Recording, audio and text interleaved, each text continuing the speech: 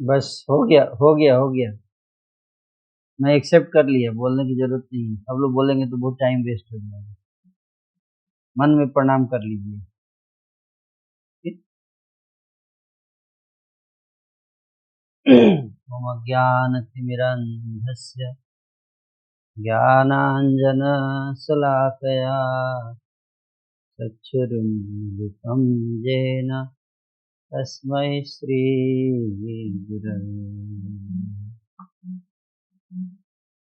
नमः। ॐ विष्णुपादाय कृष्णप्रेष्ठाय भूतले श्रीमते भक्तिवेदान्तस्वामिनिति नामिने। नमस्ते सारस्वते देवे गौरवाणी प्रचारिणे निर्विशेषशून्यवादी पाश्चात्यदेशतारिणे। जय श्री कृष्ण चैतन्य प्रभु नित्यानंद श्री अद्वैता गदाधर श्रीवासादि गौर भक्तवृंद। हरे कृष्णा कृष्णा कृष्णा हरे हरे, हरे राम राम राम हरे हरे।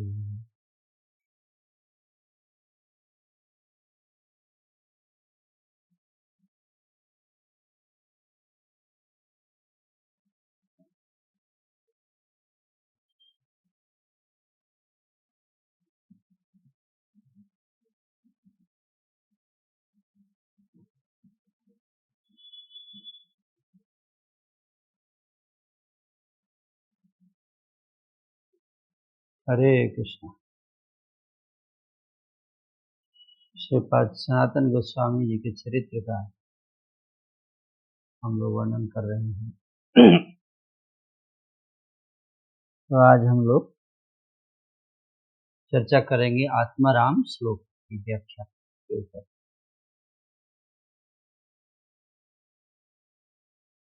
तो चैतन्य महाप्रभु जी और चैतन्य महाप्रभु जी और श्री सनातन गोस्वामी, ये दोनों मिलते हैं कहाँ पर, कौन से स्थान पर वार्ता चल रही है? चैट बॉक्स में आप लिख सकते हैं।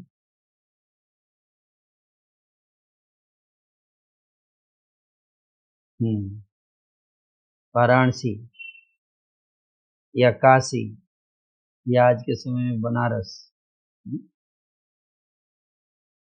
तो अपने से कई भक्त लोग बनारस गए होंगे अभी। बहुत सुंदर वहाँ पे काशी विश्वनाथ जी का मंदिर है, गंगा जी के तट पर। बहुत ही प्रसिद्ध नगर है काशी, काफी प्राचीन वैदिक नगरी है। और काशी को जो है वो मायावादियों का गढ़ कहा जाता है।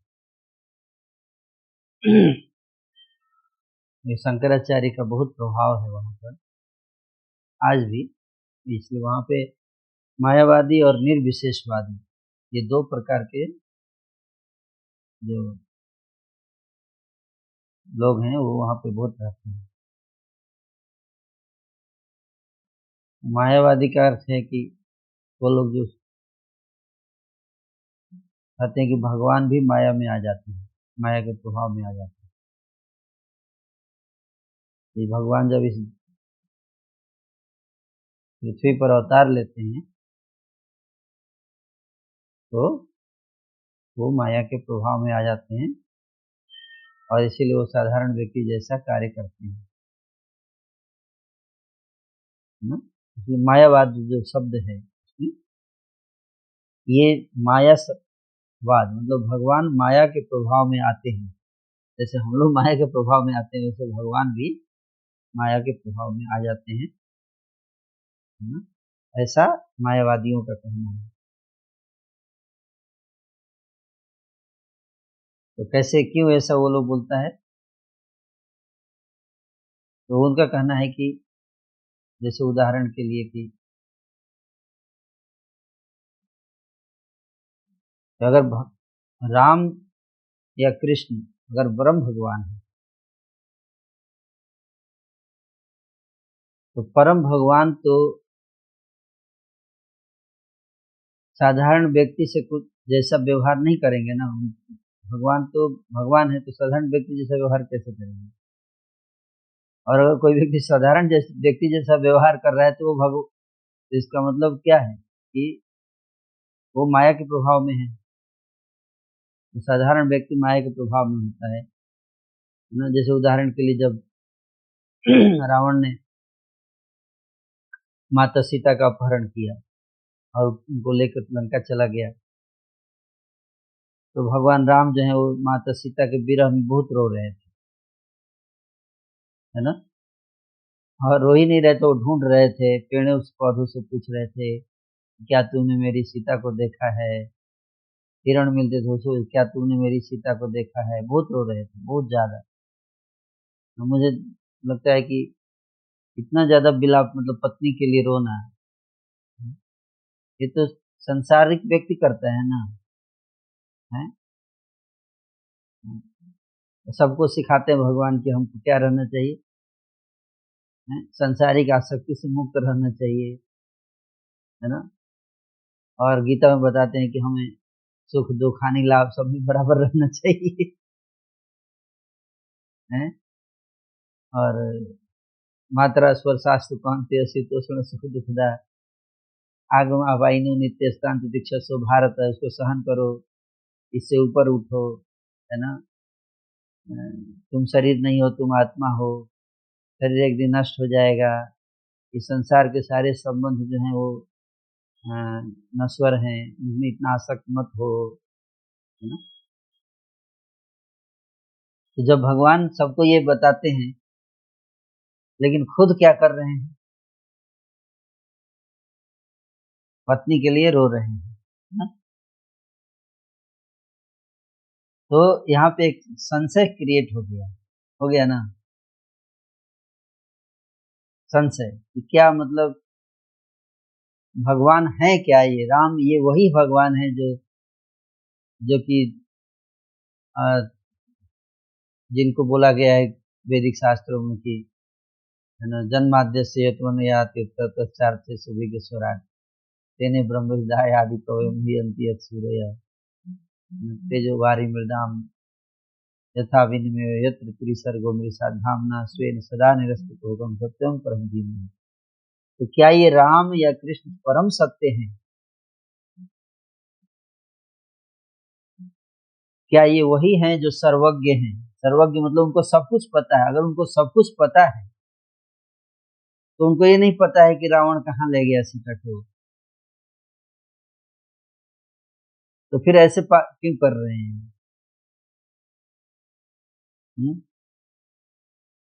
क्यों पूछ रहे हैं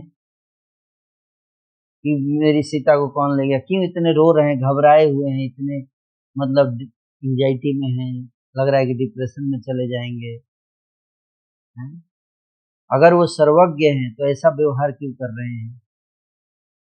एक साधारण व्यक्ति जैसे, उसको कुछ पता नहीं है, उसकी पत्नी को कोई उठा के ले गया, या ये भी नहीं पता कि कोई उठा के ले गया, कहाँ चली गई, गायब हो गई, उसको कुछ आइडिया नहीं, तो वो पत्नी के लिए से रोता है ना। और राम जो है, जिनका रामायण या रामचरितमानस में या अलग अलग अलग प्रकार के ग्रंथों में जिन राम का वर्णन हुआ है, जिस प्रकार का वर्णन हुआ है, वो अपनी पत्नी के वियोग में विलाप कर रहे हैं।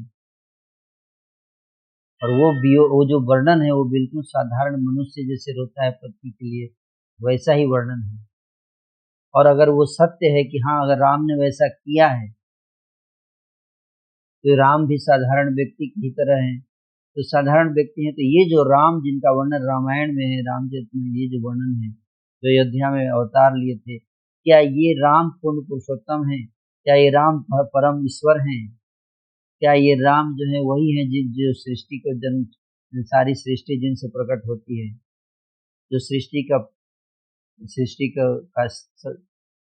सृजन, पालन और संहार करने वाले राम हैं? क्या ये वही राम हैं? क्या वही परम ईश्वर हैं जो सारी सृष्टि को, जो सर्वज्ञ हैं, सर्वव्यापी हैं? अगर सर्वव्यापी हैं तो फिर ऐसा क्यों रो रहे हैं? दोनों कंट्राडिक्टरी हो गया ना, हो गया कि नहीं? इसको समझना है। अगर सर्वव्यापी हैं तो रोएंगे नहीं, है ना? उनको सीधे बोलेंगे कि हनुमान चलो सेना उठाओ, सीधे लक्ष्मण हम लोग चलते सीधे लंका, और सीधे अटैक कर देते हैं, रावण को मार के सीता को लेके आएंगे, है कि नहीं? क्या इनको पता नहीं था कि वो जो मृग है वो मारीच है? क्यों भागे उसके पीछे? क्या उनको पता नहीं है? अगर उनको नहीं पता है तो ये परम ईश्वर इसका मतलब नहीं है, परम ईश्वर कोई और है। जो सब कुछ जानता है। भगवान कहते सर्वस्य चांद हृदय सन्निविष्ट गीता में, मैं सबके हृदय में बैठा हुआ हूँ, मत स्मृति ज्ञानम उपवनम च, और मेरे को सब कुछ पता है, हैं?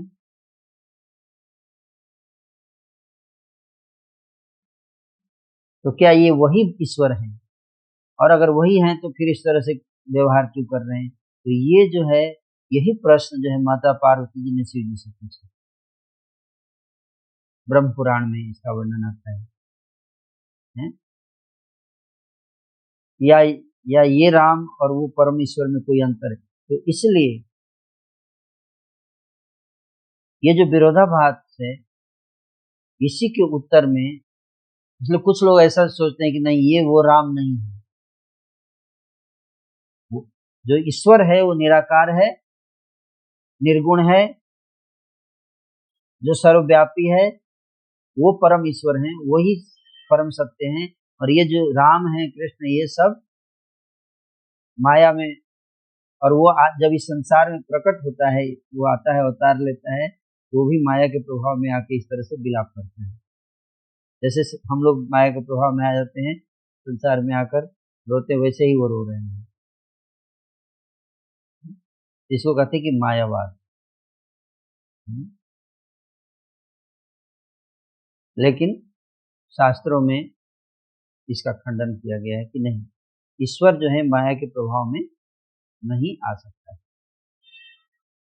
तो फिर ऐसा क्यों लीला करते हैं? ऐसा क्यों करते हैं? इस प्रकार क्यों रो रहे हैं? तो उसके कई कारण हैं। तो जब भगवान राम इस संसार में आए, तो वो, उसको समझना है भक्ति के कारण रो रहे हैं, प्रेम के आधिक्य के कारण। और वो दुख नहीं है, वो एक प्रकार का आनंद है। भगवान अपने भक्तों के प्रेम के रस का आस्वादन करते हैं इस प्रकार से। हम लोग रोते हैं, हम लोग दुखी हो जाते हैं, लेकिन भगवान हमारे जैसे वो नहीं रोते, उनका रोना अलग होता है, उनका विरह अलग होता है। वो प्रेम की अधिकता के कारण रो रहे हैं, और उसी प्रेम रस का आस्वादन करने के लिए वो इस प्रकार की लीला करते हैं। इस प्रकार की परिस्थितियां उनकी योग माया शक्ति रचना करती है ऐसी परिस्थितियों की, ताकि भगवान उस रस का आस्वादन कर सकें, उस आनंद को ले सकें। तो इसलिए रस के आस्वादन के लिए कृष्णदास कविराज गोस्वामी जी कहते हैं, प्रेम रस निर्यास करिते आस्वादन, राग मार्ग भक्ति लोके करिते प्रचारण। भगवान जो है वो प्रेम रस का आस्वादन करना चाहते हैं, है ना? तो प्रेम रस क्या है?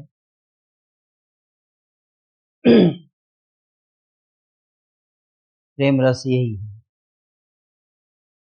लेकिन प्रेम का आस्वादन भगवान के रूप में नहीं हो सकता है, क्योंकि जैसे ही भगवान आएंगे तो भगवान से कोई प्रेम नहीं कर सकता है, क्योंकि भगवान की पूजा होती है, उनका सम्मान होता है, उनसे प्रेम नहीं कर सकते हैं। कहते हैं कहाँ राजा भोज कहाँ गंगू तेली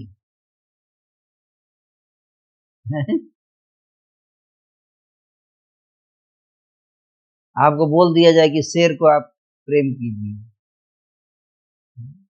तो जाके प्रेम करेगा शेर को? एक झापड़ मारेगा, खत्म। बहुत पावरफुल व्यक्ति है और हमारा उनके सामने कोई औकात नहीं है। प्रेम तो बराबर वालों के बीच में होता है ना, ठीक है? कहाँ अनंत कोटि ब्रह्मांडों के सामने कहाँ कोई सोचेगा भी नहीं, है कि नहीं? उनके सामने खड़ा होने का भी नहीं सोच सकते हैं, तो उनसे कैसे प्रेम करेंगे? इसलिए भगवान की सब लोग पूजा करते हैं और भगवान की स्तुति करते हैं, भगवान से भीख मांगते हैं, अपने अपने इच्छाओं की पूर्ति के लिए जाते हैं, लेकिन कोई लोग संसार में लोग उनकी पूजा तो करते हैं, लेकिन कोई उनसे प्रेम नहीं करते। क्यों? क्योंकि बोले उनकी तो क्या प्रेम करना है, उनसे उनको उनकी बातों को कोई समझ ही नहीं पाता, प्रेम क्या करेंगे? लेकिन प्रेम की भूख जैसे हमारे अंदर है, वैसे ही भगवान के अंदर भी है।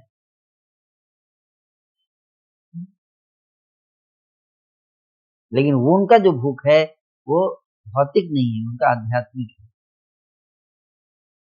है ना? उनका शुद्ध प्रेम है,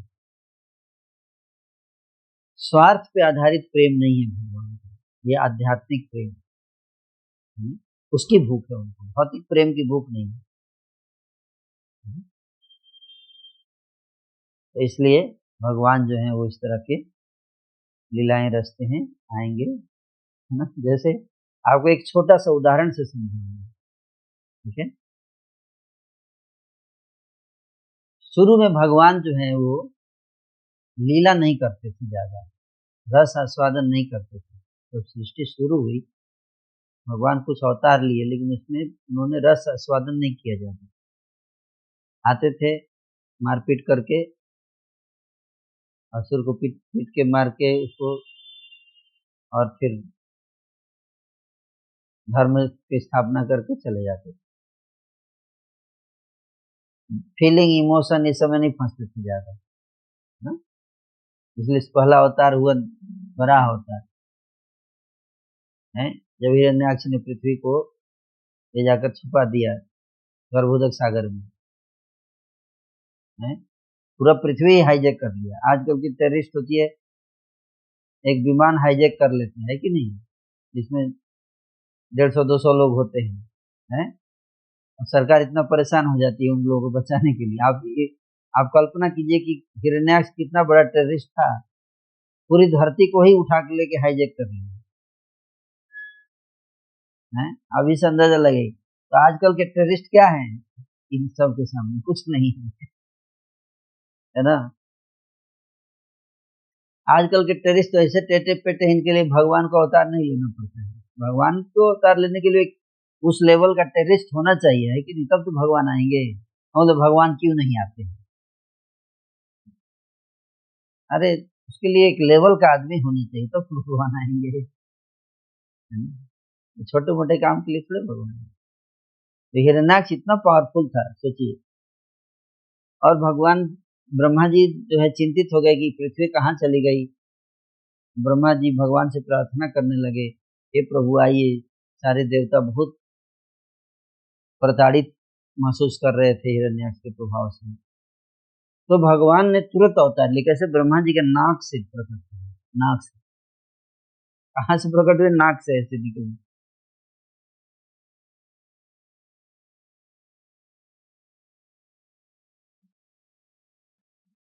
और ब्रह्मा जी के नाक से प्रकट होके, और छोटा तो इतने छोटे ही थे शुरू में, लेकिन धीरे धीरे धीरे धीरे उनका आकार बढ़ते गया और देखते देखते पर्वत के समान विशाल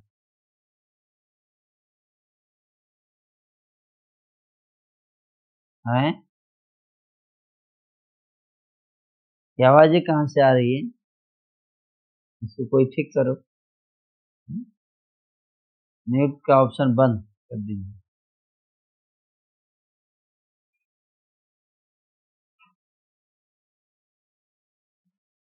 मेरी आवाज बंद हो गई और आप लोग की आवाज आ रही है।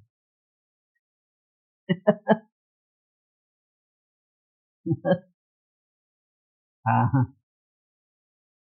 नहीं वो बीच में कोई माता जी ऑन करके कुछ बोलने लगी थी ना, शायद वो प्रवचन भी सुन रही हैं और शायद काम भी कर रही, मल्टीटास्किंग पर्सनालिटी यहाँ पे बहुत सारे लोग हैं, मुझे जो लग रहा है।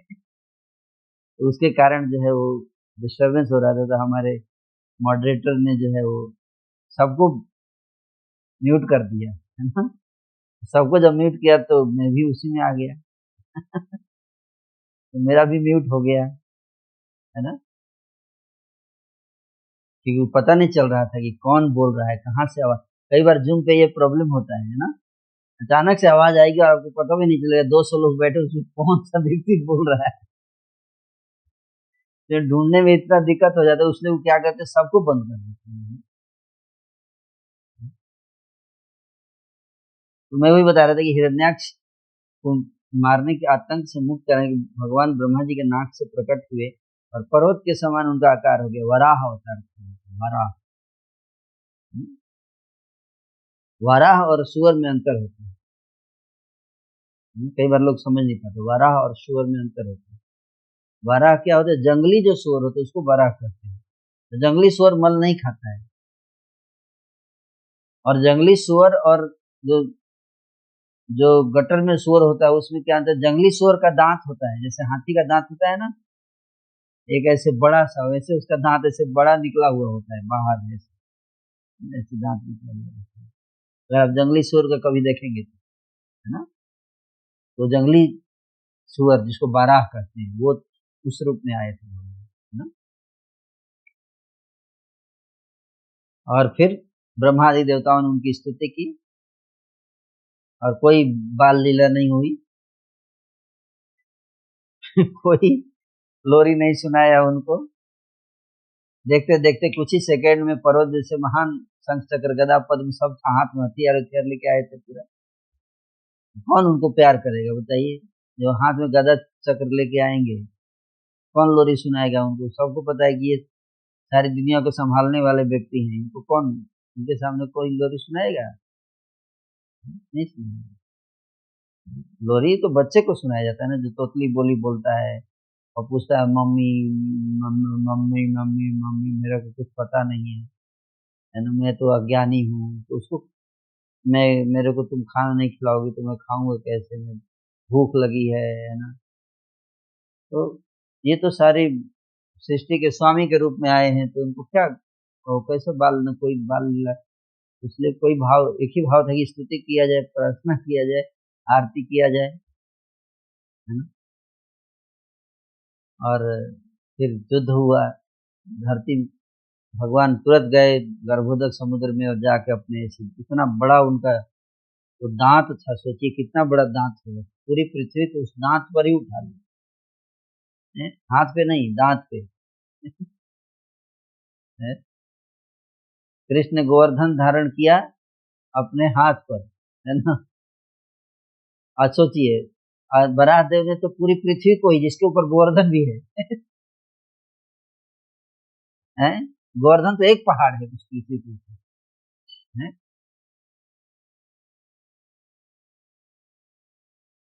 और ऐसे वैसे हिमालय और बड़े बड़े पहाड़ उस सबको सहित, अब समुद्र इतने सारे हैं उसके, जितना लीटर पानी है सबके साथ सहित, और पूरी पृथ्वी को उन्होंने अपने दांतों पर ही ऐसे उठा दिया। तो फिर भी हम लोग कृष्ण के गोवर्धन लीला की ज्यादा चर्चा करते हैं कि नहीं, वो तो एक छोटा पहाड़ है, और उसमें ज्यादा मजा आता है कि नहीं। कृष्ण कृष्ण ने इतना बड़ा बड़ा काम नहीं किया है जितने, आप देखो बरात तो पूरा धरती उठा लिए थे, है कि नहीं। लेकिन कृष्ण क्यों, क्योंकि कृष्ण जो है वो एक बालक के रूप में उठा, जब बालक उसी पहाड़ को उठा ले तब लगेगा ये तो भगवान है, तो भगवान तो उठा ही ले, इसमें क्या बड़ा चीज है, भगवान ही है, वो उठा ही लिए तो क्या बड़ा चीज है, कुछ बड़ा नहीं, उतना एक्साइटमेंट नहीं होता है कि नहीं। तो ठीक है, तो क्या क्या बड़ा किए, भगवान तो है ही, अब उठा लिए होंगे, इसमें क्या है, इतने ज्यादा एक्साइटमेंट नहीं है उसमें, है ना। लेकिन वही भगवान जब बालक के रूप में है और अपने भक्तों की रक्षा के लिए, प्रसन्नता के लिए जब उठाते हैं, है ना, और उठाते हुए फिर बांसुरी भी बजा रहे हैं, तो वहां वो भगवान नहीं है। लेकिन देखिए हम लोग कृष्ण को भगवान मानते हैं, है ना, इसीलिए जब हम उनकी लीला सुनते हैं तो आनंद नहीं आता है।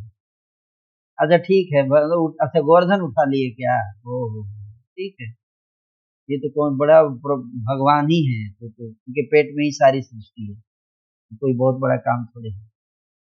लेकिन आप इमेजिन करो उन गांव की गोपियों का, ब्रजवासियों के बारे में सोचो कि उनके गांव का कोई एक लड़का है, वाला 7 साल का बालक है, और जो जिनसे वो लोग अथाह प्रेम करते हैं, जो अभी कुछ देर पहले ही माखन मिश्री के लिए रो रहा था, है कि माखन दे दो, माखन खिलाओ मम्मी, मैया माखन दे दो, और दो कुछ ही देर पहले जो है उसको छड़ी से है ना डराया गया कि उसको मुखली में बांध दूंगी तुमको, ज्यादा बदमाशी किया तो, इधर अभी पिटाई डांट खा के गया, उधर उधर जाके पहाड़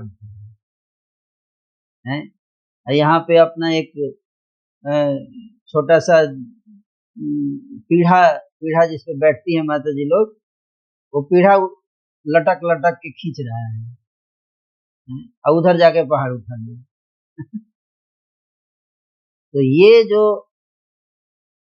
आश्चर्य क्रिएट करता है ना, आश्चर्य, और वो है कौन, हमारा प्यारा कन्हैया, है ना, हमारा कन्हैया इतना पावरफुल है, हमारे बीच में रहता है एक बालक जो इतना शक्तिशाली है, और वो हमारे जैसा ही रहता है, हम उसको डांटते भी हैं, हम उसको बोलते भी हैं, और हम उसको अपनी गोद में उठा के प्रेम करते हैं, और वो इतना पावरफुल आदमी है, और हमसे जो है छोटी छोटी बात में पूछता भी है ना, और हम लोग उसको चुप भी करा देते हैं, कोई तुम्हारा आइडिया ठीक नहीं, बैठो चुपचाप।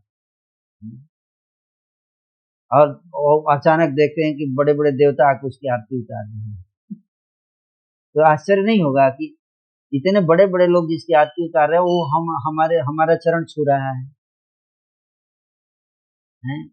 तो कितना मतलब गर्व का अनुभव होगा और कितना प्रेम हो, तो उस चीज जो है वो रस है, उसको रस जो है उसी का आस्वादन करने के लिए भगवान भी आते हैं और भक्त भी आस्वादन करते हैं।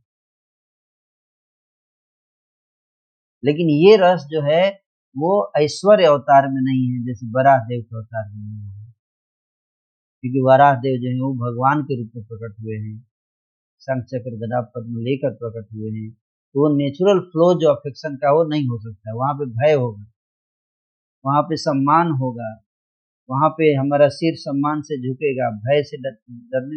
इसलिए अर्जुन को जब भगवान ने अपना विश्व रूप दिखाया, वैसे पहले तो आराम से बैठा हुआ था अर्जुन, और पैर से ऐसे मारता था, चलो लेफ्ट में ले चलो, राइट में ले चलो, रथ को घुमाओ कृष्ण, है ना। लेकिन जैसे ही विश्व रूप दिखाया हालत खराब हो गया है, जैसे ही विश्व रूप दिखाया जिसमें दिखा रहे कि इतना भयानक न सारी सृष्टि को निगल रहा है, तो कांपने लगा पूरा शरीर अर्जुन का, बोले हे कृष्ण, हे, है ना, मैं आपका ये रूप सहन नहीं कर पा रहा हूँ, मैं बहुत भयभीत हो गया हूँ, मैं बहुत डर गया हूँ, आप फिर से पहले वाले रूप में ही आ जाइए, है ना, वही बढ़िया था। क्योंकि उस रूप में आप प्रेम नहीं कर सकते, वो बहुत बहुत पावरफुल रूप है ना। इसलिए भगवान,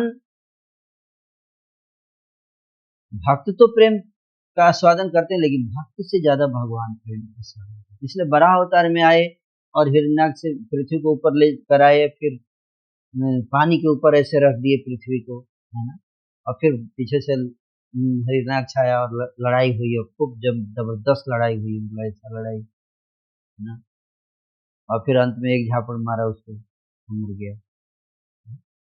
उसने सारी सृष्टि को आतंकित कर रखा था, बड़े बड़े देवता उसके चरणों में गिर कर दया की भीख मांगते थे, हैं, और वो हिरण्याक्ष को एक झापड़ में खत्म कर दिया, इतने पावरफुल। सारे देवी देवताओं ने उनकी आरती की, स्तुति की, और फिर भगवान बोले ओके चलता हूँ, टाटा बाय बाय, हरे कृष्ण। भगवान चले गए, लीला करके खत्म। थोड़ी देर के लिए आए लीला की, तो चलेगा अपनी जहाँ। कोई ऐसा नहीं कि कोई गोद में लेके उनको लोरी खिलाए, कोई उनके साथ न बैठ के क्रिकेट खेल रहा है और उसने ऐसा बॉल फेंका कि बोल्ड हो गए बराबर, बॉल को पढ़ नहीं पाए और बोल्ड भी हो गए। कुश्ती खेल रहे हैं अपने दोस्तों के साथ और ग्वाल सखा जो उसको पटक दिया नीचे और उसके ऊपर चढ़ गया बराबर के ऊपर। नहीं, ये सब नहीं हो सकता। इसलिए भगवान को वो जो प्रेम है, जो प्रेम मनुष्य के स्वरूप में मिल सकता है, एक साधारण बालक के रूप में बालकों के साथ खेलने में जो आनंद है, वो भगवान को ये आनंद नहीं मिलता है। भगवान को इसलिए मन में एक डिससेटिस्फैक्शन रहता है, उसको ट्रांसेंडेंटल डिससेटिस्फैक्शन बोलेंगे, दिव्य असंतोष, है ना। ये लोग हैं आत्मा होकर इतना मजा ले रहा है, प्रेम का आनंद उठा रहा है, हमें भगवान होकर प्रेम का आनंद नहीं ले पा रहे हैं।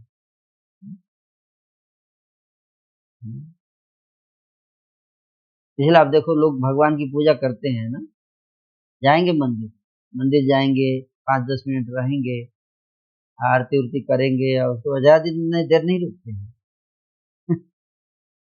लेकिन अपने बच्चों के साथ घंटों घंटों बिताते हैं, नहीं बिताते हैं। हमको तो अब तो मोबाइल आ गया है, लोग बच्चों के साथ मोबाइल के साथ टाइम ज्यादा बिताते हैं।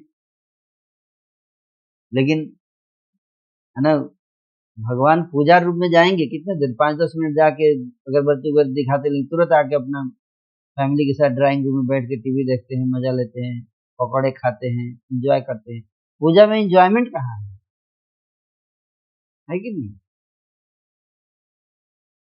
एंजॉयमेंट प्रेम में है, हंसी मजाक करना, है ना, बैठ के खेलना, चेस खेलना, कैरम खेलना, नहीं आनंद आता है कि नहीं आता है? ये बात है अलग है कि हार जाते तो फिर ईगो हर्ट हो जाता है, लेकिन तो वो वास्तविक आनंद है। पूजा करने में क्या आनंद है?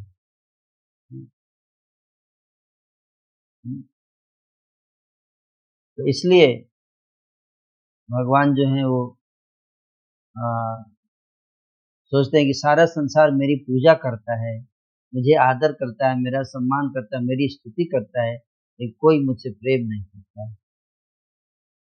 तो भगवान ने अपनी चिंता जाहिर की, भाई तुम लोग मेरे को प्रेम नहीं करते हो, तुम लोग मेरी पूजा करते हो। तो भक्तों ने भी कहा कि भाई आप गदा चक्र लेके आते हो तो कौन प्रेम करेगा। अब आप मान लो कि कोई पुलिस अधिकारी है, बंदूक लेके बैठा है आगे घर में, वर्दी में, उसका बच्चा तो बंदूक देख के डर जाएगा ना, जाएगा उसके पास? नहीं जाएगा। तो रसों का आस्वादन जो है वो ऐश्वर्य भाव में नहीं होता है। तो भक्तों ने कह दिया कि आप थोड़ा अपना रूप बदलिए, थोड़ा बढ़िया कीजिए, जिससे कि मैच कर सके हमारी भावनाओं से, है कि नहीं? भले कोई आईएएस अधिकारी हो, बड़ा पुलिस अधिकारी हो, लेकिन जब विवाह करने जाते हैं थोड़े ना वर्दी पहन के। कभी देखा आपने कोई पुलिस अधिकारी वर्दी पहन के और बंदूक लेकर बगल में जा रहा है विवाह बैठने? उसका भेष अलग होता है, जहाँ पे नेचुरल एक फीलिंग, एक इमोशन बनता है ना। तो उस तरह का भेष होना चाहिए, उस तरह की भावनाएं होनी चाहिए, उस तरह का माहौल होना चाहिए, तभी वो प्रेम प्रकट होगा, है ना। तो इसलिए बराहदेव का अवतार हुआ, मत्स्य अवतार हुआ, मत्स्य अवतार में भगवान ऐसे ही प्रकट हो गए, आ गए और फिर आके पीट पाट के चले गए, वेदों की रक्षा करके चले गए। समुद्र के बीच प्रलय में इतना बड़ा प्रलय आया था। कच्छप अवतार में भी पूरा मंदराचल पर्वत अपनी पीठ पे उठा के समुद्र मंथन कराया। सबने देखा कि भगवान है, ईश्वर है, इतना विशाल रूप था उनका। तो ये सारे अवतार जब हुए तो भगवान के रूप में है, है ना। तो वहां तक तो कोई डाउट डाउट नहीं होता है मायावादियों का, है ना। लेकिन डाउट कहाँ होता है, राम और कृष्ण में डाउट होगा। नरसिंह अवतार तक भी कोई डाउट नहीं है, क्योंकि वहां पे आते ही मारपीट शुरू। तो लगता है कि हाँ भाई ये तो मान के चलते हैं कि भगवान हैं, देखने में भी लगते हैं, है ना, तो लग जाता है। लेकिन जब नरसिंह अवतार लिए भगवान, तो नरसिंह अवतार में जब हिरण्यकश्यप का वध किए और जब प्रहलाद महाराज जो हैं उनको भेजा गया, इतने गुस्से में थे भगवान, इतने क्रोधित थे भगवान नरसिंह अवतार में कि ब्रह्मा आदि देवता उनके सामने जाके खड़ा होके आरती, प्रोटोकॉल तो यही है कि आरती होना चाहिए भगवान की, लेकिन कोई आरती करने के लिए तैयार नहीं था कि कहीं एक दो झापड़ पड़ गया हमारे ऊपर, इतने गुस्से में है ना। सबने लक्ष्मी जी को कहा कि माता जी आप जाओ, पत्नी को देख के व्यक्ति का गुस्सा शांत हो सकता है ना। तो लक्ष्मी जी बोली नहीं नहीं नहीं, मेरे को हिम्मत नहीं है, ऐसा तो मैंने भयंकर रूप आज तक नहीं देखा इनका, मेरे को भी साहस नहीं है इनके सामने जाने का, मैं नहीं जा पाऊंगी, है ना। तो अब क्या किया जाए, गुस्सा में बहुत हैं, तो सबने बोला कि प्रहलाद को ही भेजा जाए, इसी के लिए आए हैं, यही जाएगा। तो सोचिए, शेर की मांद में 5-6 साल के छोटे बच्चे को भेजना, कैन इमेजिन। और शेर भी तो चलो 7-8 फीट का, 10 फीट का मैक्सिमम होता है साइज, ये तो 120 फीट के शेर थे साइज भगवान के, इतना भयानक शेर होंगे भगवान। और उनके सामने प्रहलाद को भेज दिया सबने, और प्रहलाद को भी कोई चिंता नहीं है, चलो ब्रह्मा जी ने आदेश दिया, आज्ञा का पालन करना है, हमें अथॉरिटी का आदेश है तो जाना है। गार्लैंड लेकर जा रहे हैं, जैसे ही नरसिंह देव के सामने गए, भगवान नरसिंह देव जो है तुरंत उनका गुस्सा शांत हो, जैसे शेर होता है ना, अपने कितना खूब गुस्सा करता है, उसका अपना छोटा बच्चा आ जाएगा ना, तुरंत शांत हो जाता है, उसको उसको है ना प्रेम का चाटने लगता है, प्रेम से वो गुस्सा नहीं करेगा बच्चे के सामने। और उसके नख जो होते हैं, शेर का जो नाखून होता है, वो जब अपने बच्चे को पकड़ता है तो वो अंदर चले जाते हैं, और जब शत्रु आता है तो बाहर निकल जाते हैं। इसी तरह उसके दांत भी एडजस्ट हो जाता है अपने आप में, ऐसे फीलिंग के आधार पर। तो भगवान जो है प्रहलाद को देखकर तुरंत शांत हो गए, है ना। भगवान जो है वो प्रहलाद को अपने हाथों पे उठाए, उठाकर अपने गोद में बिठा लिए, ना। जैसे जैसे एक पिता अपने बच्चे को बिठाता है गोद में, और बिठाकर उसको ऐसे उसके सिर पर ऐसे हाथ फेर रहे हैं, उसको अपने आलिंगन लेकर अपने जीभ से चाट रहे हैं, ना।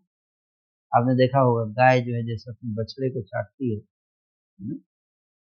और अ, मनुष्य तो इतना प्रेम नहीं कर सकता है, मन नहीं रही कोई माँ अपने बच्चे को चाट रही है। आपने देखा प्रेम है ना?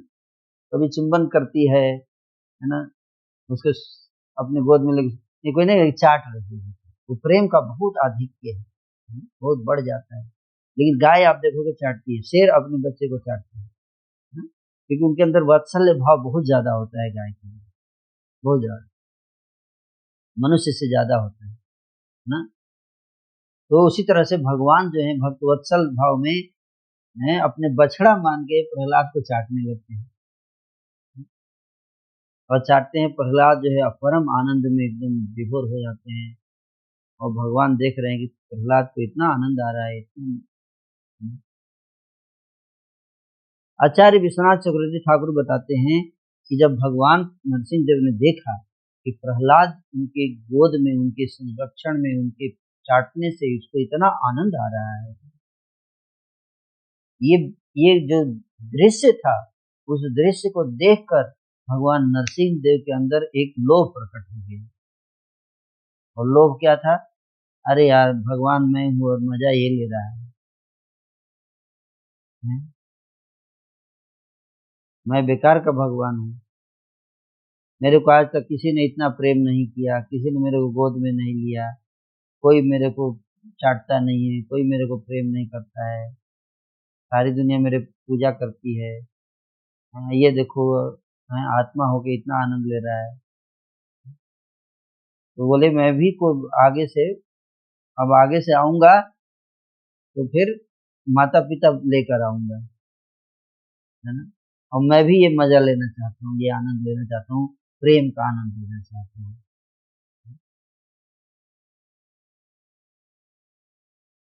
इसलिए नरसिंह अवतार के बाद जितने अवतार हुए हैं सब में भगवान क्या किए हैं, माता पिता किसी को बनाकर आए हैं।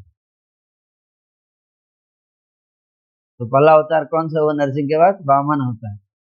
वामन अवतार में कश्यप और अदिति को माता पिता बनाए,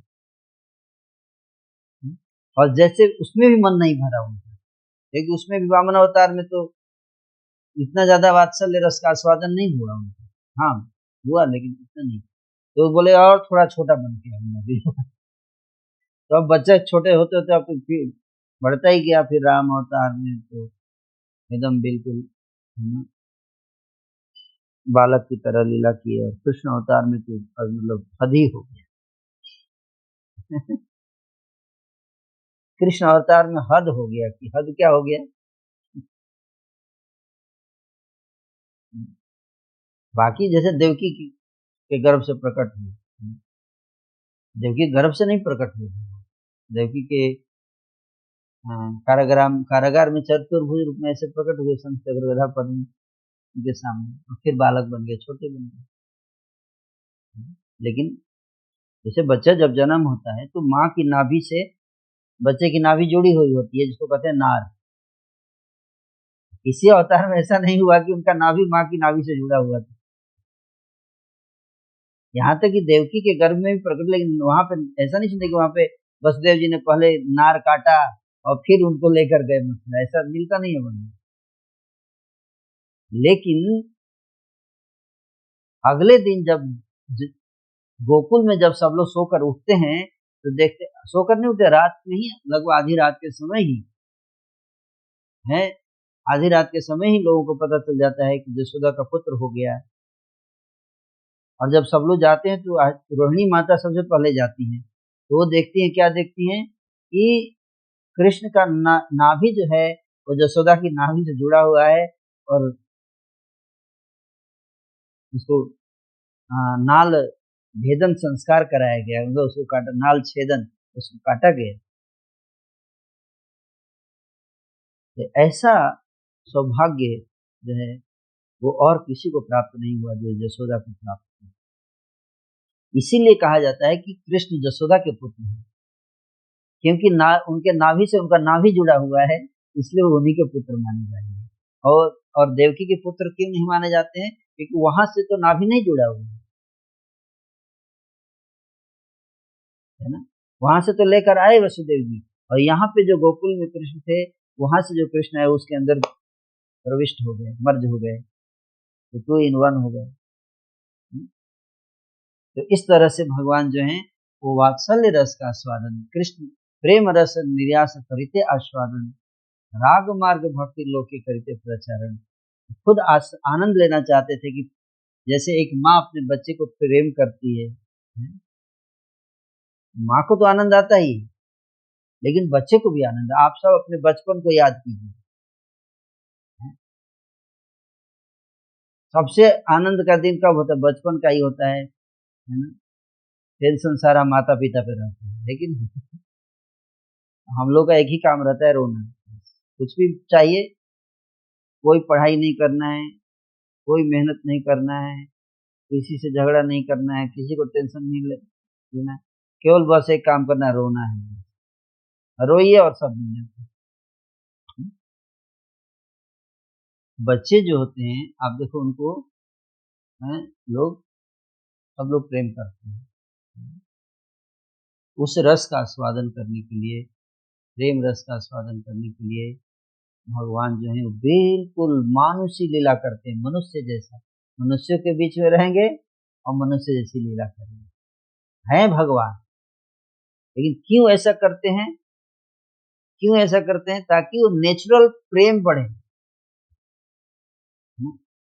जैसे मैं अगर आपको बता दूं कि आपके मन में क्या चल रहा है, मेरे को सब पता है, तो जब आपको पते है तो फिर बात की जिद क्या करना है, लेकिन तो वहां पे फिर अगर मैं बताऊं नहीं मेरे को कुछ पता नहीं आपके मन में क्या चल रहा है, तब आप मेरे से कुछ छुपाओगे, है कि नहीं?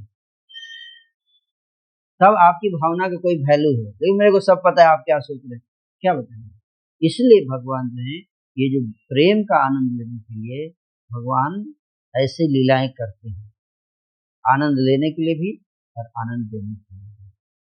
और इसीलिए भगवान की को केवल भक्त ही समझ सकते हैं और कोई नहीं समझ सकता। ज्ञानी, कर्मी, जोगी, ध्यानी, ये लोग कृष्ण को नहीं समझ सकते, ईश्वर को नहीं समझ सकते, ईश्वर के अवतार को नहीं समझ सकते। वो कंफ्यूज हो जाते हैं कि भगवान ऐसा क्यों करते हैं, है ना? तो इसलिए वो लोग जब नहीं समझ पाते हैं तो क्या कहते हैं कि शायद भगवान भी माया के प्रभाव में आ जाते हैं। असली भगवान नहीं है ये वो भगवान है जो माया के प्रभाव में आ गए हैं। असली भगवान निराकार हैं, निर्विशेष हैं, उनका कोई रूप नहीं है, उनका कोई रंग नहीं है, उनका कोई गांव नहीं है, कोई घर नहीं है, कोई माता पिता नहीं है, कोई भाई नहीं है, कोई बंधु नहीं है। वो तो निर्विकल्प है ना?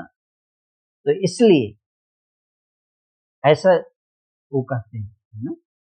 लेकिन भक्त जानते हैं कि कैसे वही निर्विकल्प निरक ब्रह्म, वही सृष्टि के नियंता, वही सृष्टि के रचयिता, वही परम ईश्वर मानुष्य रूप धारण करके आके इस रस का आनंद लेने के लिए ऐसी लीलाएं करते हैं। ये भक्त लोग जानते हैं, भक्त लोग इस बात को समझ पाते हैं भगवान की कृपा से। तो इसको कहते हैं मायावाद। मायावाद का अर्थ आप लोगों ने समझ लिया होगा, इसलिए जो है मायावादी लोग बोलते हैं उनका आंख नहीं है, उनका कान नहीं है, उनका नाक नहीं है, उनका कोई रूप नहीं है। और दूसरा है निर्विशेष। निर्विशेष का मतलब क्या है? निराकार। भगवान निराकार है। और निराकार जो है जब इस संसार में आते हैं तो आकार धारण करके आते हैं, और फिर वो जब इस संसार से जाते हैं तो फिर निराकार हो जाते हैं। ये होता है निर्विशेष ब्रह्म। लेकिन भक्त लोग इस सिद्धांत को स्वीकार नहीं करते हैं। भक्त लोग इसको मानने के लिए तैयार नहीं होते हैं कि भगवान निराकार हैं, भगवान सर्वव्यापी हैं, लेकिन साथ ही साथ वो वृंदावन में भी रहते हैं। भगवान जो हैं वो बहुत महान हैं, सर्वज्ञ भी हैं, लेकिन साथ में मूर्ख भी हैं। जब जसोदा जी के सामने आते हैं तो भूल जाते हैं मैं भगवान हैं। जसोदा जी के सामने आकर उनको बस यही याद रहता है ये मेरी माँ है और मैं इसका पुत्र हूँ, और ये मेरे को खिलाती है, ये मेरे को पिलाती है, ये मेरे को लोरी सुनाती है, और इसको मेरे को इतना प्रेम करती है, ये ना रहे तो मैं कैसे जीऊँगा, ऐसे सोचते हैं। इसके बिना मैं कैसे रहूँगा। सोचिए जो भगवान सारी सृष्टि के रचयिता हैं, वो सोचते हैं कि ये मेरी माँ है, इसके बिना मैं कैसे रहूँगा, एक क्षण के लिए भी मैं इसके बिना नहीं रह पाऊँगा, मैं तो मर जाऊँगा, ऐसे सोचते हैं। उस प्रेम को स्मरण करते हैं। तो इस तरह से भगवान की ये विशेष विभूति है, लीला है, ये भी एक विभूति है जिसको कहते हैं भगवान का स्वीटनेस, माधुर्य। भगवान के 6 ऐश्वर्य हैं और ये 7वां ऐश्वर्य है, जो सारे 6 ऐश्वर्य को उनके सामने फीके पड़ जाते हैं। कब? जब भगवान अपने भक्तों के प्रेम के वश में हो जाते हैं और उस प्रेम के वश में होकर अपने सारे ऐश्वर्य भूल जाते हैं। तो ये सब 7वां ऐश्वर्य हो जाते हैं। और उस रूप पर उनके भक्त है ना अपना सर्वस्व समर्पित निछावर करने के लिए तैयार हो जाते हैं। इस तरह से इति दृक्ष लीला भी आनंद कुंज, ऐसी लीलाएं करते हैं। तो आत्माराम श्लोक जो है, इसके पीछे मैंने आपको एक बैकग्राउंड बताया, इसको जानना बहुत जरूरी है, तब आप इस आत्माराम श्लोक को समझ पाएंगे, है ना। आत्माराम श्लोक का अर्थ ये है, आत्माराम शब्द है, इसका अर्थ पहले समझिए कि जो आत्मा में ही आनंद लेता है उसको कहते हैं आत्माराम। राम मतलब आनंद, और आत्मा, आत्मा मतलब आत्मा, अपने आप, अपने में, जो अपने में ही आनंद लेता है, बाहर उसको किसी चीज की जरूरत नहीं है आनंद लेने की, बाहर किसी व्यक्ति की, किसी वस्तु की जरूरत नहीं है, सेल्फ सेटिस्फाइड भगवान आत्माराम है, उनको किसी चीज की जरूरत नहीं है, किसी व्यक्ति की जरूरत नहीं है। जब किसी को किसी चीज की जरूरत नहीं, किसी वस्तु की जरूरत नहीं, किसी व्यक्ति की जरूरत नहीं है, तो फिर किसी के लिए, व्यक्ति के लिए क्यों रोएगा? वो तो सेल्फ सेटिस्फाइड है, वो तो आत्मा राम है, तो क्यों रोएगा दूसरे के लिए? दूसरे के लिए क्यों भावुक होगा? उसको किसी वस्तु की क्या जरूरत है? माखन मिश्री के लिए क्यों रोएगा? तो यही मायावादी कहते हैं। श्रीमद् भागवत का जो ये श्लोक है, इस श्लोक को कोट करके मायावादी लोग बोलते हैं कि नहीं, आत्मा राम है भगवान, वो इस तरह का लीला नहीं करते हैं, राम और कृष्ण जैसे ये सब लीला नहीं करते हैं। ये राम और कृष्ण जो है वो ये माया में आए हुए रूप हैं, और असली भगवान तो निर्विशेष है, निराकार हैं, और वही जो है सब सर्वश्रेष्ठ हैं, और उन्हीं निराकार ब्रह्म की उपासना करना चाहिए, है ना। सगुण निर्गुण ब्रह्म की उपासना करो, है, ये लोग सगुण हैं, साकार रूप हैं, इनकी उपासना करके अल्टीमेट लक्ष्य है हम निराकार ब्रह्म की उपासना करें, और फिर उन्हीं में विलीन हो जाएं, और फिर हम भी भगवान बन जाए, ब्रह्म बन जाए। तो ये जो सिद्धांत है, ये इसका खंडन करने के लिए श्रीमद् भागवत का एक श्लोक है, और उस श्लोक में ये बताया गया है कि जिस तरह से भगवान आत्माराम है, उसी तरह से भक्त लोग भी उसी तरह से कुछ साधक भी आत्माराम होते हैं, उनको किसी चीज की जरूरत नहीं, इंद्रिय तृप्ति से उनको वैराग्य हो गया है, और वो अपने आप में ही आनंद लेते हैं, बाहर से किसी चीज की जरूरत नहीं है, वो किसी से प्रेम नहीं करते हैं, वो किसी भावुकता में नहीं रहते हैं, है ना, और वो इन सब भावनाओं से ऊपर उठ चुके हैं, और समझ चुके कि हम आत्मा है, हम शरीर नहीं है। जो ब्रह्मभूत प्रसन्नात्मा न सोचती न कांक्षति समेषु सर्वेषु भूतेषु मद भक्ति वर्तते। भगवान कहते हैं कि जो ब्रह्मभूत अवस्था को प्राप्त कर चुके हैं, वो न सोचते हैं, न कोई दुख व्यक्त करते हैं, किसी चीज के खो जाने पर उनको शोक नहीं होता है, और कोई चीज की इच्छा भी नहीं होती है, और कुछ चीज उनके पास नहीं है तो उसकी कामना भी नहीं होती है उनकी, न कांक्षति न सोचती, कोई चीज उनका कोई चुरा के ले जाए तो उनको शोक नहीं होता है, कोई चीज की इच्छा नहीं होती है, इससे ऊपर उठ चुके होते हैं। तो ऐसे आत्माराम मुनि बनना, यही जीवन का परम लक्ष्य है, ऐसे बोलते हैं लोग। लेकिन और बोलते हैं कि इससे परे कुछ भी नहीं है, उस अवस्था को प्राप्त कर लीजिए, ब्रह्मभूत अवस्था को, उससे परे कुछ भी नहीं है। लेकिन ध्यान से सुनिएगा इस बात को, है बहुत इंपॉर्टेंट पॉइंट है। लेकिन इस आत्माराम श्लोक में बताया गया है कि ऐसे आत्माराम मुनि भी भगवान की लीलाओं को सुनते हैं तो उसे आकर्षित हो जाते हैं। जो आत्माराम है वो भी जब भगवान की लीलाओं का श्रवण करते हैं तो उसके प्रति आकर्षित हो जाता है उनका मन, और वो भी भगवान के पीछे भागने लगते हैं। और इसका उदाहरण देते हैं सुखदेव जी। सुखदेव जी एक ब्रह्मभूत अवस्था को प्राप्त मुनि है।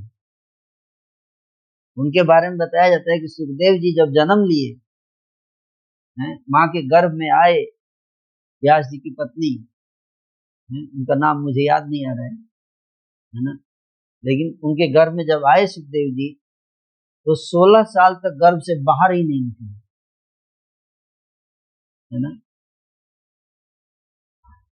और व्यास जी जो है इतने चिंतित हैं, भागवत लिख कर रेडी रखा है कि मेरा बेटा आएगा तो उसको भागवत पढ़ाऊंगा, और पढ़ा के फिर उसको प्रीचर बनाऊंगा, और प्रीचर बनाकर उसको सारी दुनिया में भागवत का प्रचारक करके पूरी सृष्टि का उद्धार करूंगा, ऐसा व्यास जी सोच रहे हैं। आदर्श गृहस्थ ऐसा ही होता है कि नहीं?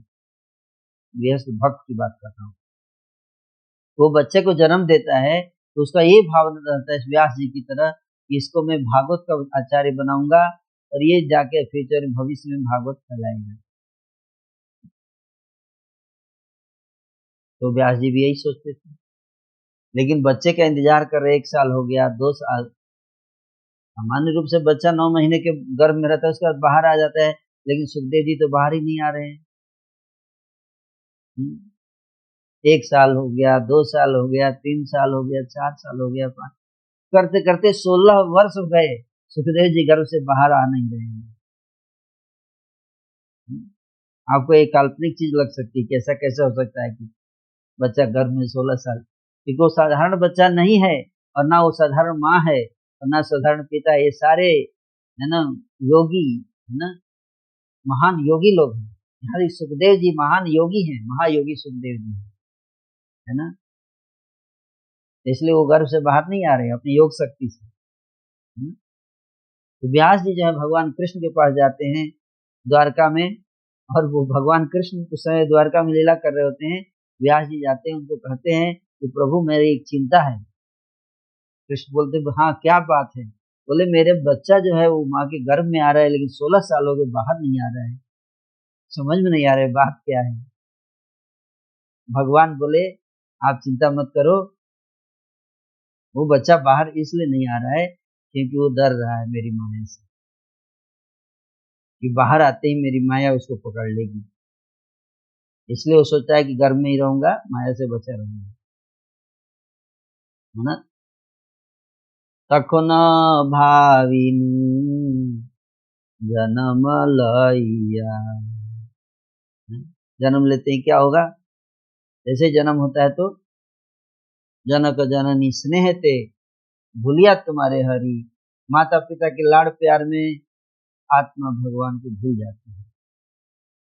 जब माता पिता उसको आदरेरा छेले स्वजनेरा कोली हटिया काटाइनु काल, जनक जननी स्नेह ते भूलिया। माता पिता का स्नेह आवश्यक है बच्चे के लिए, लेकिन वो एक बाधक भी है भगवान के पास जाने में। आप सब पेरेंट्स हैं, मुझे ऐसा नहीं बोलना चाहिए, लेकिन ये सत्य है ना, क्योंकि वो बच्चा के लिए जरूरी है, प्रेम जरूरी है, उसको पालन पोषण करने के लिए आवश्यक है। लेकिन बाद में जब वो बच्चा उस प्रेम से आसक्त हो जाता है तो उसको छुड़ाने के लिए बहुत मेहनत लगता है और बहुत मुश्किल है उसको छुड़ाना। माँ को बच्चे से अलग करना, बच्चे को माँ से अलग करना बहुत मुश्किल है कि नहीं? तो इसलिए है ना, क्योंकि इतना आदर मिलता है, इतना सम्मान, इतना प्रेम, इतना उसको मिलता है कि वो उसी में भगवान को भूल जाता है व्यक्ति, और उसी प्रेम को में अपने आप को डुबा देता है।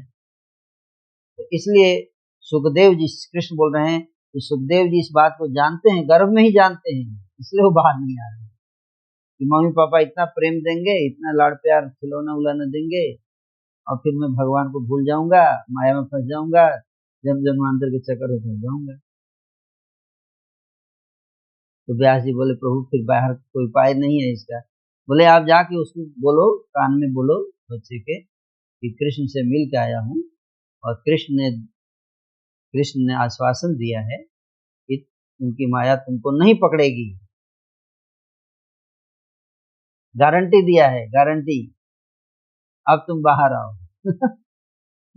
आप देखना वो बाहर आ जाएगा, इतना बोलना कि कृष्ण ने गारंटी दिया है कि उनकी माया तुमको नहीं पकड़ेगी। सोचिए, आत्माराम मुनि है, गर्भ नहीं आत्माराम है सुखदेव, ब्रह्मनिष्ठ।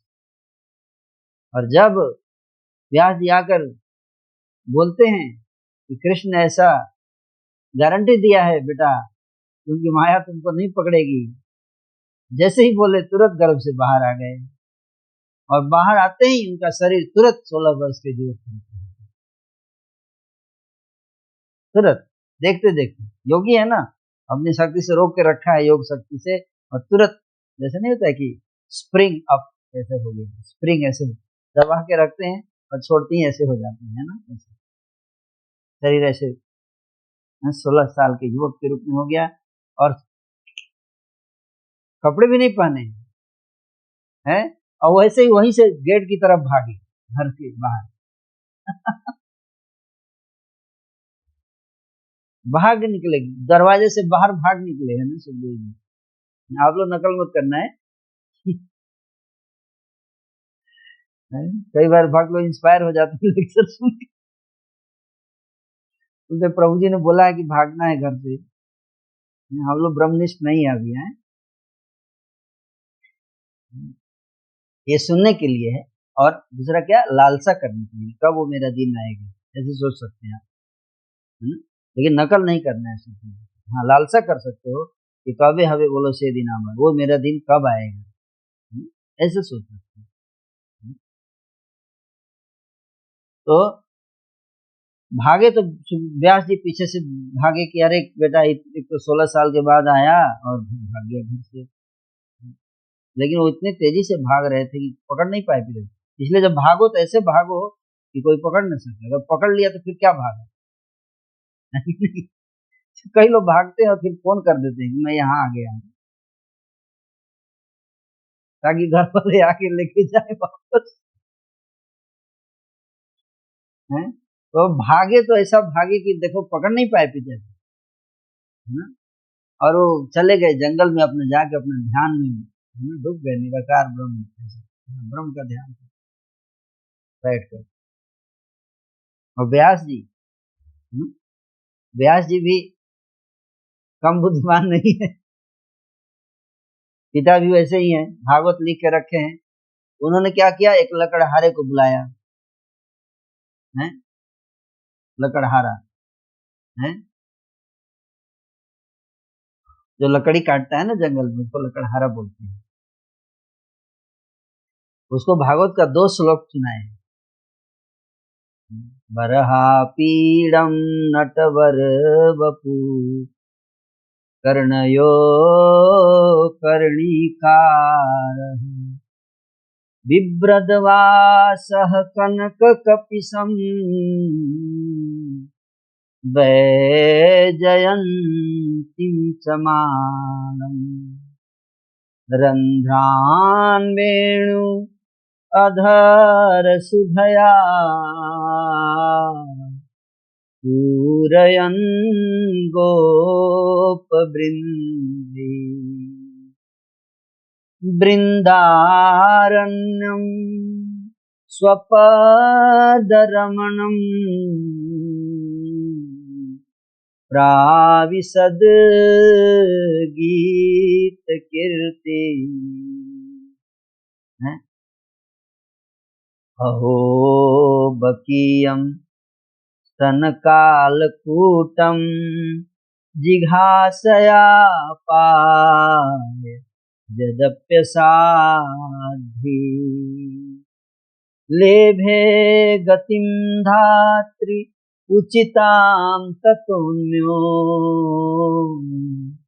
कं वा दयालुं शरणं ब्रजे। ये 2 श्लोक श्रीमद् भागवत के 2 श्लोक लकड़हारे को सुनाया और बोला इसको गाते हुए तो लकड़ी काटने के पीछे। वो लकड़हारा जहां जाता था इस श्लोक को गाता रहता था है। सुखदेव जी ध्यान से बैठे हुए, अचानक उनको ये 2 श्लोक सुनाई देते हैं कानों में, और जैसे ये 2 श्लोक सुनाई देते हैं क्योंकि आत्माराम मुनि है, आत्माराम मुनि किसी चीज की जरूरत, न किसी चीज की जरूरत, न किसी वस्तु की जरूरत, न किसी व्यक्ति की जरूरत, न उनको कपड़ा चाहिए, न उनको फर्नीचर चाहिए, न उनको बंगला चाहिए, न उनको गाड़ी चाहिए, न उनको हाथी चाहिए, तो कुछ नहीं चाहिए उनको। वो आत्मा में आनंद ले रहे हैं। स्पर्शान कृत्वा बहिर्बाह्यान चक्षुर्चैवान्तरे यथा, स्पर्शान कृत्वा बहिर्बाह्यान, बाह्य स्पर्शेषु असक्त आत्मा, बिंदति आत्मनि अवस्थितम, सब ब्रह्म योग युक्त आत्मा सुखम अक्षयम अश्नुते। भगवद गीता के 5वें अध्याय का श्लोक संख्या 21। सुखम अक्षयम अश्नुते, ब्रह्म योग युक्त आत्मा, जो ब्रह्म योग में युक्त हो गया जो आत्मा, वो अक्षय सुख का अपने अंदर ही अनुभव करता है। बाहर से ये सब फर्नीचर और फैशनेबल ड्रेस और ये सब की जरूरत नहीं होती है उसको। आप लोग आगे नकल मत करना है, क्योंकि आप लोग अभी उस लेवल पे नहीं है, ठीक है। हमें नकल नहीं करना है, लेकिन आज एस्पायर करने की कोई दिन मेरा कब आएगा कि ऐसा होगा। ये नहीं कहेगा अच्छा प्रभु जी शायद हमको इनडायरेक्टली बोल रहे हैं कि हम लोग कपड़ा ये सब ना इतना ज्यादा फैशनेबल ना पड़े, फर्नीचर घर से कल बाहर निकाल देंगे हम। Don't do like that, okay. हमको एस्पायर करना है, लालसा करने को मेरा दिन कब आएगा, लेकिन नकल नहीं करना है, ठीक है, ये समझना।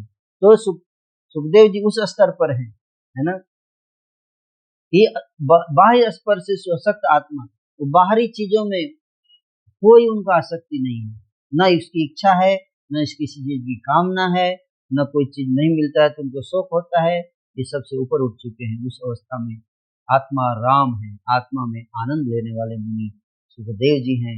लेकिन पता नहीं क्या हुआ, ये श्लोक सुनते ही वो विचलित हो गए, विक्षिप्त की भांति खड़े हो गए, उठकर ध्यान से बाहर आ गए और लकड़हारे को ढूंढने लगे। तो जब देखे लकड़हारा गा रहा है तो जाकर उसको ऐसे आलिंगन करके बोल रहे हैं, और सुनाओ और सुनाओ और सुनाओ और श्लोक सुनो। लकड़हारा बोलता है दो ही बताया गुरु जी ने, और कहाँ से सुनाओ, नहीं और बताओ और बताओ और बताओ।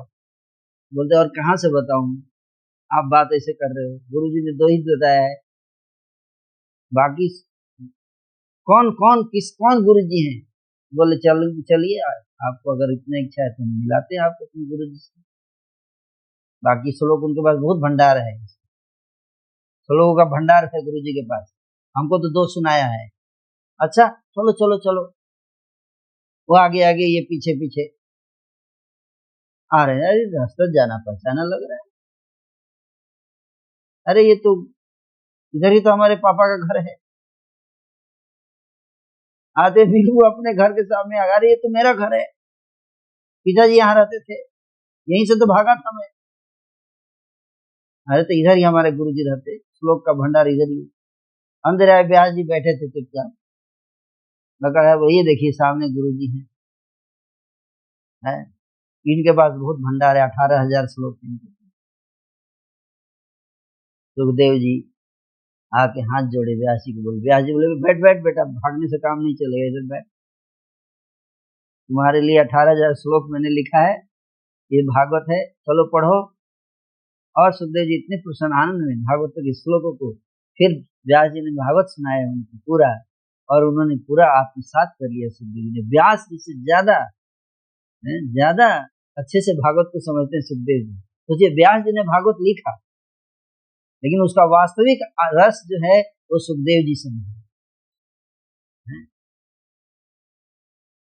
भागवत के कुछ लिखने वाले व्यास जी, लेकिन उसके गूढ़ अर्थों को समझने वाले सुखदेव जी, ऐसा भी होता है। और वो सुखदेव जी ने फिर उस भागवत को बाद में जाकर संचित। तो कहने का अर्थ है कि जो सुखदेव जी आत्मा राम है, ब्रह्मनिष्ठ है, वो भी भगवान की लीला, भगवान का नाम, भगवान का रूप, भगवान के गुण और भगवान की लीलाओं के प्रति आकृष्ट हो जाते हैं, आनंद से भर जाते हैं उनको सुनकर। तो इसका मतलब यह है कि ब्रह्म आत्मा राम मुनि भी आकर्षित हो रहे, इसका मतलब भगवान की भक्ति है, भगवान की लीला में ज्यादा रस है। ब्रह्म की भक्ति करने से ज्यादा आनंद है भगवान की भक्ति करने में, परमात्मा की भक्ति करने से ज्यादा आनंद है भगवान की भक्ति करने में। तभी तो वो लोग अट्रैक्ट होते हैं इधर, नहीं तो भक्त तो अट्रैक्ट होकर ब्रह्म की भक्ति नहीं करता है, परमात्मा की भक्ति नहीं करता है। लेकिन जो ब्रह्म वाले हैं परमात्मा, वो भगवान की तरफ अट्रैक्ट हुए हैं, ऐसे शास्त्रों में प्रमाण है। इससे प्रमाणित होता है कि भगवान की भक्ति ही सबसे श्रेष्ठ है, आध्यात्मिक मार्ग है, और वही सबसे श्रेष्ठ है, उसी की लालसा करते हैं महान भक्त। इस भक्ति की महिमा को स्थापित किया है इस आत्माराम श्लोक में, कि ब्रह्म, परमात्मा और भगवान तीन रूपों में ईश्वर की आराधना होती है, लेकिन इन तीनों में सबसे जो श्रेष्ठ है वो भगवान की भक्ति है, जिसमें भगवान अपने नाम रूप, उनका एक रूप है, उनके गुण हैं, उनकी लीलाएं हैं, उस लीलाओं में आनंद आता है और वही जीवन का परम लक्ष्य है। ये नहीं है कि भगवान के रूप, नाम रूप, गुण, लीला का चर्चा करें और बाद में हम निराकार के भक्ति में लग जाए, वो लक्ष्य नहीं। लक्ष्य ये है, इसलिए निराकार की भक्ति करने वाले भी भगवान के रूप के प्रति आकर्षित हो जाते हैं। अभी तो बरहा पीड़म नटवर बपू कर्णयो कर्णिकारम बिभ्रद्वास कनक वैजयंतीम समालम। भगवान जब वन में गोचारण के लिए निकलते हैं तो उनके स्वरूप का वर्णन सुखदेव जी करते हैं श्रीमद् भागवत में, व्यास जी ने जो लिखा है। तो उससे क्यों आकर्षित होंगे सुखदेव जी, जो ब्रह्मनिष्ठ नहीं है? क्योंकि उसमें ज्यादा रस है, ज्यादा आनंद। ब्रह्म में जितना आनंद नहीं, उससे ज्यादा आनंद है भगवान की भक्ति में। हरे कृष्ण। तो इस आत्माराम का मैंने सार आपको बताया है, बाकी विस्तार जो है वो अगले प्रवचन में बताएंगे। हरे कृष्ण। प्रभु ऐसे जी, वो एक बोलते हैं। प्रश्न और था मेरा। जैसे आपने बताया कि जो बनारस में लोग रहते हैं वो मायावादी कल्चर को ज्यादा फॉलो करते हैं। तो प्रभु जी, जैसे कि बनारस जो फेमस हाँ है वो भगवान शिव की आराधना के लिए फेमस है। तो प्रभु हाँ, जी, शिव जी का तो रूप है, वो तो ये एक्सेप्ट करते हैं कि भगवान शिव का रूप है। तो प्रभु आप जी, इस चीज को इस मैं ध्यान कैसे से समझूं? सुनेंगे तब समझेंगे। आप ध्यान से नहीं सुनेंगे तो नहीं समझेंगे, है ना? इस समझने के लिए ध्यान से सुनना पड़ेगा, पूरा बात भी कंप्लीट नहीं है ना। ध्यान से सुनोगे तो समझ में आएगा, नहीं तो कभी नहीं आएगा, है ना। हाँ, तो उनका कहना है कि भगवान निराकार है और कभी कभी वो साकार रूप में प्रकट होता है, कभी शिव बन जाता है साकार में, लेकिन वो ओरिजिनल नहीं है। शिव एक पार्टिकुलर रूप है, उस पार्टिकुलर टाइम के लिए होता है, फिर वो जो है निराकार, शिव निराकार है, वो उनका मानना है। मायावादी लोग ऐसा सोचते हैं कि शिव जी निराकार है, शिव जी का कोई रूप नहीं है, वो जो रूप है वो टेम्पररी है, ऐसे मानते हैं। एक पार्टिकुलर लीला के लिए उन्होंने रूप धारण किया और फिर वो फिर से निराकार में विलीन हो गया निराकार, ऐसे सोचते हैं। तो ओरिजिनल जो है वो निराकार है, ऐसा मानते हैं, और सारे अवतार रूप धारण करते हैं और हम भी एक दिन उसी निराकार में विलीन हो जाएंगे, ऐसा बोलते हैं। अभी हमारा रूप इसलिए है क्योंकि हम माया के प्रभाव में हैं। जैसे ही हम माया के प्रभाव से मुक्त होंगे तो हम लोग भी निराकार हो जाएंगे और उसी निराकार ब्रह्म में जाकर मर्ज हो जाएंगे, मिल जाएंगे, विलय हो जाएगा हमारा, हम विलन हो जाएंगे। विलन नहीं, विलय, विलन, विलय। जैसे अभी कई पार्टियों का विलय हो रहा है बीजेपी में,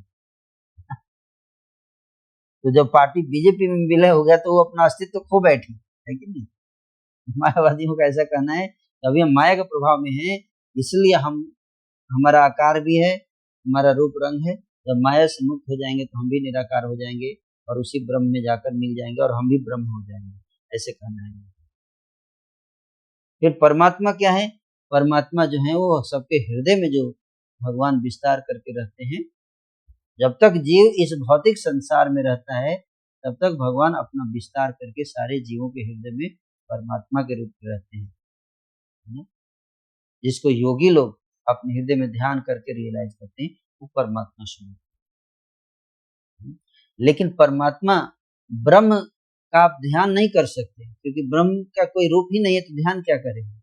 ब्रह्म की आप सेवा भी नहीं कर सकते, क्योंकि सेवा करने के लिए व्यक्ति का व्यक्तित्व होना चाहिए ना। आप किसी को मसाज करोगे, किसी को खिलाओगे पिलाओगे, सेवा का मतलब यही हुआ ना। आप उसको चावल ढुलाओगे तो सेवा कैसे करेंगे? भक्ति कैसे करेंगे? भक्ति का मतलब सेवा। आप ब्रह्म की क्या सेवा, जिसका रूप ही नहीं उसकी सेवा कैसे करेंगे? और परमात्मा भी, अब ब्रह्म आपसे बात नहीं कर सकता, ब्रह्म की कोई इच्छा नहीं है, न चलता है, न हंसता है, न खेलता है, न बातें करता है, कुछ नहीं करता ब्रह्म। आपसे कोई रेसिप्रोकेशन नहीं होगा, इंटरेक्शन नहीं करता, इसलिए ब्रह्म इंटरेक्शन नहीं करता। परमात्मा इंटरेक्शन नहीं करता, परमात्मा आपसे बात नहीं करेगा। हाँ, जोगी लोग ध्यान करते हैं, हृदय में देख पाएंगे, लेकिन उनसे इंटरेक्शन नहीं कर पाएंगे, बात नहीं कर पाते हैं। लेकिन भगवान, भगवान से आप इंटरेक्शन कर सकते हो, बात कर सकते हो, उनको देख सकते हो, उनके साथ खेल सकते हो, खा सकते हो, वो भगवान का है ना, सबसे क्लोजेस्ट, सबसे ओरिजिनल फॉर्म में भगवान है, वही शास्त्रों का अल्टीमेट मत है। तो ब्रह्म में सच्चित आनंद, तीन एस्पेक्ट होते हैं परमात्मा के, सत, चित और आनंद। ब्रह्म जो है उसमें केवल भगवान का सत पक्ष का वर्णन है। परमात्मा में दो है, सत और चित, लेकिन परमात्मा में आनंद नहीं है। और जो भगवान है उसमें तीनों है, सत, चित और आनंद, तीनों है। इसलिए भगवान का जो स्वरूप है वो कंप्लीट माना जाता है। इसके उदाहरण के लिए समझाते हैं प्रभुपाद जी, एक उदाहरण देते हैं ना, ट्रेन का उदाहरण देते हैं।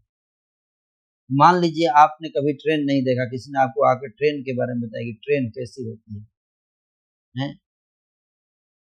तो आप उसको ले गए, तो आप जब ट्रेन देखने जाओगे रेलवे स्टेशन पे, तो अचानक देखो ट्रेन आ रही है, तो ट्रेन जब पहले आती तो उसका सामने लाइट जलता है बहुत जोर से। तो लाइट आ रही थी, ऐसे तेजी से लाइट ऐसे आ रहा है, तो वो पूछा देखे कैसा ट्रेन कैसा होता है, क्या समझे तुम? बोला ट्रेन मतलब दो ऐसे लाइट होते हैं, बहुत तेजी से चलते हैं, उसको ट्रेन बोलते हैं। बोलते अच्छा ठीक है, अभी तुम्हारा इतना अंडरस्टैंडिंग, अभी थोड़ा देर और वेट करो। जब थोड़ा और नजदीक आई ट्रेन, तो क्या देखा? बड़े बड़े लोहे के डब्बे बने हुए हैं और चल रहे हैं। अच्छा, तो लाइट के पीछे डब्बे भी हैं, ओ ये तो मैंने सोचा नहीं था। तो थोड़ा और पेशेंस रहेगा तो और ज्यादा नॉलेज। अच्छा ठीक है, फिर ट्रेन आकर स्टेशन पर रुक गई। अब क्या समझा? मतलब लाइट सामने होता है और पीछे बड़े बड़े डब्बे होते हैं, ये ट्रेन है ना? अच्छा चलो अंदर घुसते हैं। अंदर गए तो देखे बढ़िया से एसी लगा हुआ है और लोग बढ़िया से खाना खा रहे हैं और जो है मजा, हंसी मजाक कर रहे हैं, आनंद में कंबल ओढ़ के कुछ लोग सोए हुए हैं, पूरा मस्ती चल रहा है, आनंद चल रहा है। बोला अच्छा ये ट्रेन है? बोले हाँ। और ये लोग कहीं जा रहे हैं, कहाँ जा रहे हैं? वृंदावन जा रहे हैं, जगन्नाथपुरी जा रहे हैं, कीर्तन भी हो रहा है, कई मृदंग करताल लेके कई भक्त लोग कीर्तन कर रहे हैं, कहीं पे कृष्ण कथा चल रही है। वो तो अच्छा, तो तीन तीन अवस्था में उसने ट्रेन को रियलाइज किया। पहला क्या? केवल लाइट। दूसरी अवस्था में उसको बोगी। तो जितना क्लोज जाएंगे हम भगवान के, दूर से जब भगवान को देखते हैं तो वो हमें ब्रह्म के रूप में दिखते हैं, है ना? ज्योति, जो उनके चेहरे से ज्योति निकलती है, वो चेहरे की ज्योति है जो उनके घूंघट का काम करती है ना? तो उसी को कोई कई लोग देख के सोचते हाँ भगवान को देख लिया, हो गया, यही भगवान है, यही परमात्मा। कुछ लोग थोड़ा वेट करते हैं और थोड़ा साधना करते हैं, भक्ति करते हैं, तो उनको जो है वो परमात्मा रूप में भगवान दिखाई देते हैं, तो उसमें उनका रूप भी देख सकते हैं। लेकिन वहां पर रूप तो देख पाएंगे, लेकिन लीला नहीं होती है। आपको रूप मिल जाएगा लेकिन लीला नहीं मिलेगी। तो लीला के लिए थोड़ा और भक्ति करेंगे तो भगवान के साथ लीला भी कर दर्शन होगा, और भगवान के साथ लीला में भाग भी लेने का अवसर मिलेगा, और हम भगवान के साथ नाच सकते हैं, खेल सकते हैं, खा सकते हैं, घूम सकते हैं, आनंद ले सकते हैं भगवान के साथ। तो ये तीन रूप है भगवान के, तीनों एक नहीं है। हालांकि कई लोग उसको एक ही बोलते हैं, लेकिन तीनों एक नहीं है। ठीक है, वदंति तत्तत्त्वविदस्, है ना? तद ज्ञानम तद अद्वयम ब्रह्मेति परमात्मेति भगवान इति शब्दते। श्रीमद् भागवत में बताया कि उसी परम सत्य को लोग तीन रूपों में साक्षात्कार करते हैं, ब्रह्मेति परमात्मेति भगवान इति शब्दते। ब्रह्म के रूप में, परमात्मा के रूप में कुछ लोग साक्षात्कार करते हैं, कुछ लोग भगवान के रूप में करते हैं, लेकिन तीनों में श्रेष्ठ कौन है? भगवान। और उनकी भगवान रूप का साक्षात्कार केवल भक्ति के द्वारा हो सकता है, शुद्ध भक्ति के द्वारा, शुद्ध प्रेम के द्वारा। ओके, हरि बोल। तो 5 मिनट और है, आप एक दो क्वेश्चन और पूछ सकते हैं।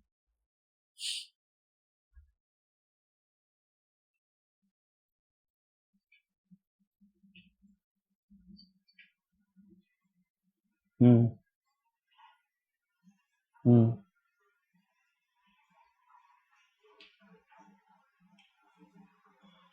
हम्म हम्म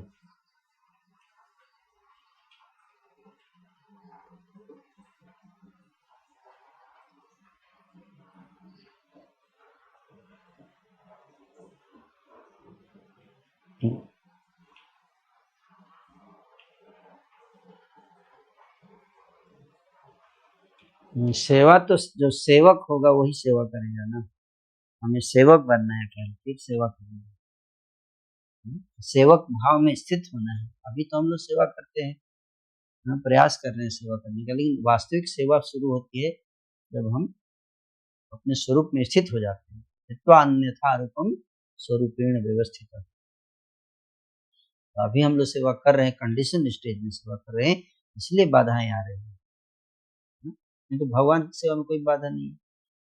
अगर कोई बाधा है तो इसका मतलब ये समझते हैं कि भगवान की लीला है, भगवान ही कर रहे हैं, बाधा की भी व्यवस्था वही करते हैं। भगवान न चाहेंगे तो आपके लाइफ में कोई बाधा नहीं आएगी, एक सेकेंड में सारी बाधाएं दूर कर सकते हैं। और अगर कोई बाधा आ रही है तो इसका मतलब भगवान की सहमति से आ रही है कि नहीं। आप भगवान से कुछ प्रार्थना करो, पूछो प्रभु इस बाधा के पीछे आपका क्या मनसा है, आपने मेरे लाइफ में ये बाधा क्यों दिया, मैं जानना चाहती हूँ, उसके पीछे का रहस्य उजागर कीजिए, इसमें भी मेरा कुछ भलाई होगा प्रभु, तो मैं समझ नहीं पा रही हूँ।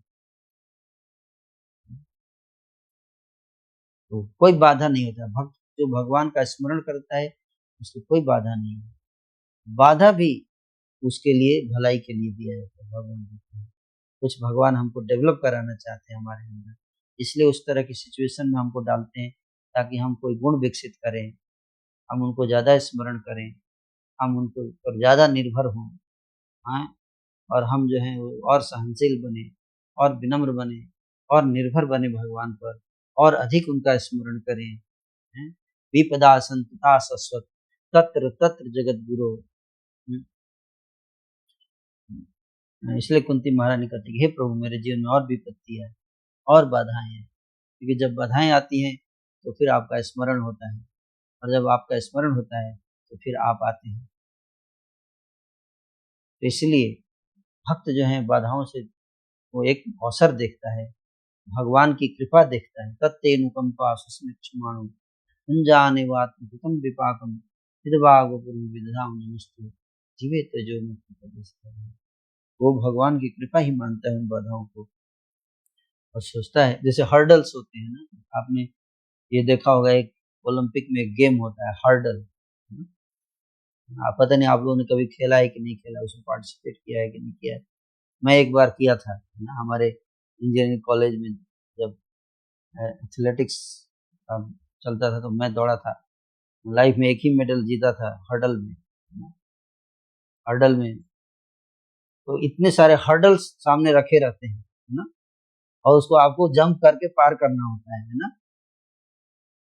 तो हर्डल्स को जितना पार करेंगे ना, और अगर आपको हर्डल को जंप भी करना है और जल्दी पहुंचना भी है ना।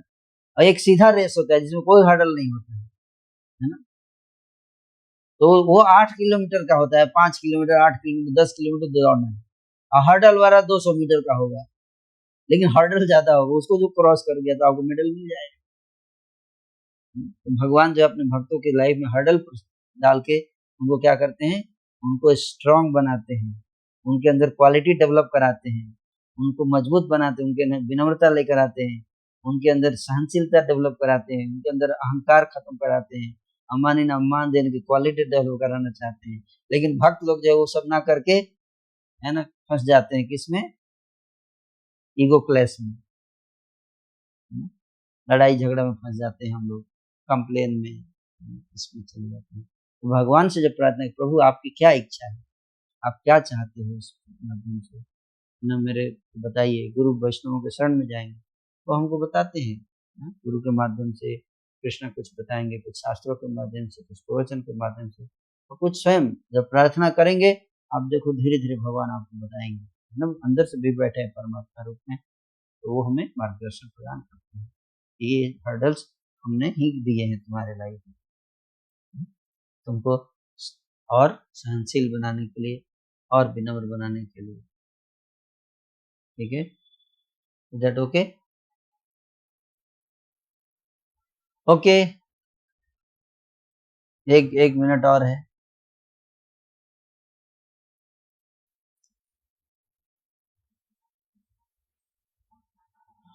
One more questions we can take, that's all. आज का कोटा खत्म।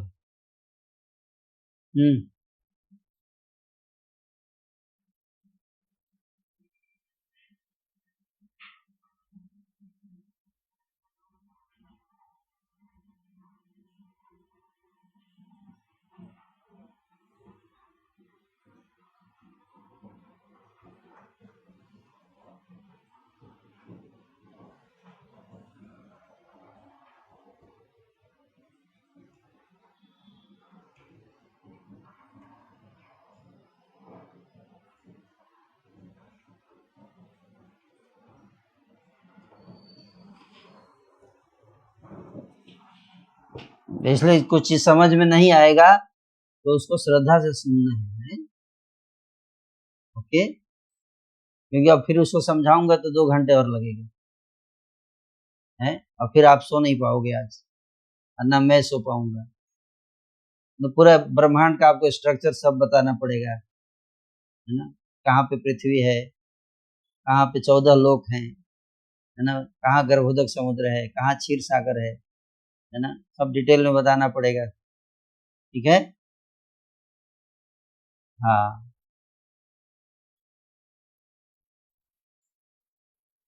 आत्मा, आत्मा के बारे में जानना, आत्मा को जानना बहुत कठिन है, लेकिन जो शास्त्र बताते हैं वो उसके अनुसार आत्मा के जो हैं वो जैसे जैसे बीज जो होता है, आपने गुलाब के फूल का बीज देखा है?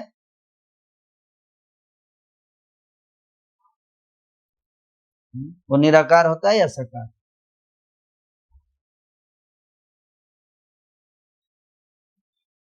क्या क्या क्या रंग होता है उसका, बताइए।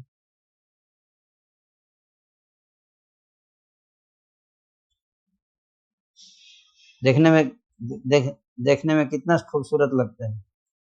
बीज बीज का सेल्फी भेजेंगे तो कितने लोग लाइक देंगे? कितने लोग लाइक देंगे? कोई लाइक नहीं करेगा, है कि नहीं? लेकिन उस बीज के अंदर क्या है? उस बीज बीज में कोई रूप नहीं है, कोई रंग, कोई खुशबू नहीं है, है? उस बीज में खुशबू नहीं है कि नहीं? बीज में खुशबू, गुलाब के बीज में खुशबू है कि नहीं? नहीं है।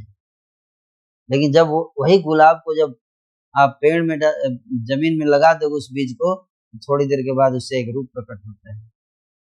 वो रूप कहाँ होता है? उस बीज के अंदर ही रूप होता है, लेकिन वो सुसुप्त अवस्था में होता है। और फिर उससे पुष्प निकलेगा, उससे गंध भी आएगा, उसका रूप भी होगा, उसका नाम भी होगा गुलाब, नाम भी होगा, रूप भी होगा, उसका गुण भी होगा, उससे खुशबू आएगी, उसकी लीला भी होगी, है कि नहीं? सब होगा। लेकिन बीज में वो सब नहीं दिखाई दे। उस तरह से आत्मा जो बीज स्वरूप जब होती है तो लोग उसके रूप नहीं देख सकते हैं, है ना। लेकिन वही आत्मा जो है जब आध्यात्मिक जगत में भक्ति करती है भगवान की, तो उसका अपना रूप प्रकट होता है, नाम भी होता है, रूप भी होता है, गुण भी होता है, लीला भी होता है। और जब वो अपने धाम, भगवान के धाम चली जाती है, तो वहां पर वो अपने रूप में स्थित होती है ना।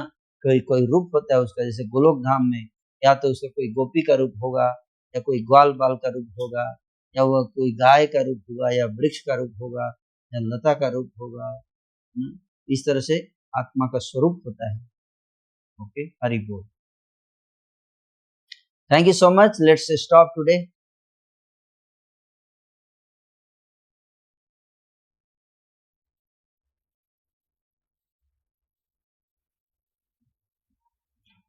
किसी को समझ में आया आत्माराम श्लोक? किसको समझ में आया? हाथ उठाइए, पहले जो हाथ उठाए वो नीचे गिराइए। हाँ, देखते हैं कि कौन यहाँ बुद्धिमान कोई है। नहीं भी समझ में आया तो कोई बात नहीं, आपको लेक्चर सुनने का पूरा लाभ मिलेगा, ठीक है।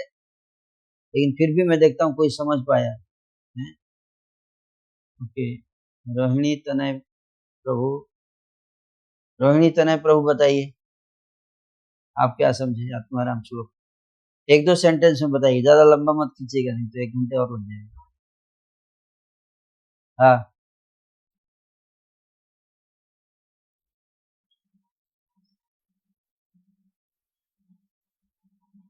हाँ, तो पर मैं ये नहीं पूछा था, मैं पूछा था, प्रश्न पूछा, मैं पूछा आत्माराम श्लोक को जो मैंने आज वर्णन किया, उस श्लोक का अर्थ आपको समझ में आया? क्या बताया मैंने इस श्लोक का? कंक्लूजन क्या निकाला मैं? कंक्लूजन कोई बता दे, कंक्लूजन। यस, कौन बताएगा? अर्थ नहीं पूछा, आत्माराम शब्द का अर्थ नहीं पूछा, आत्माराम श्लोक का क्या, जो पूरा व्याख्या किया आज मैंने, उसका क्या निष्कर्ष था, क्या समझे? यस, नाथ निष्ठा प्रभु बताइए।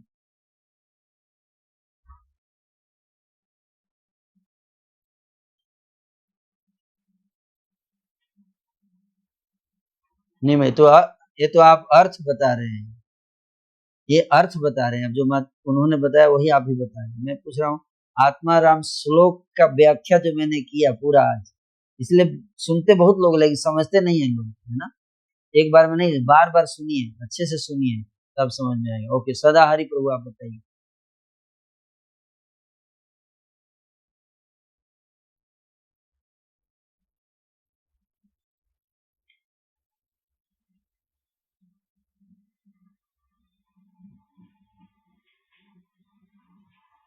हाँ चलिए, ये नहीं, यही अर्थ आप बात तो आप सही बोल रहे हो, लेकिन यही व्याख्या नहीं था इसका, है। इसलिए भगवान चैतन्य ने ज्यादातर लोगों को ज्यादा फिलॉसफी नहीं बताया, है ना। उन्होंने फिलॉसफी कुछ लोगों से, ज्यादा लोग बोला हरिनाम करो कलयुग में, क्योंकि हम लोग मूर्ख हैं, हम लोग समझ नहीं पाएंगे, गुरु मोरे मूर्ख देगी करिला शासन। इसलिए चैतन्य महाप्रभु ने बोला कि तुम लोग सब हरिनाम करो, तुम लोग ज्यादा फिलॉसफी नहीं समझ पाओगे ना। इसलिए कलयुग के लोगों की बुद्धि इतनी नहीं होती है ना, वो नहीं समझ पाते हैं। इसलिए हम लोग हरिनाम पे ज्यादा फोकस करना चाहिए, है ना, और भगवान की कथा और हरिनाम। यस, अनुमति लक्ष्मी माता जी, आप बताइए।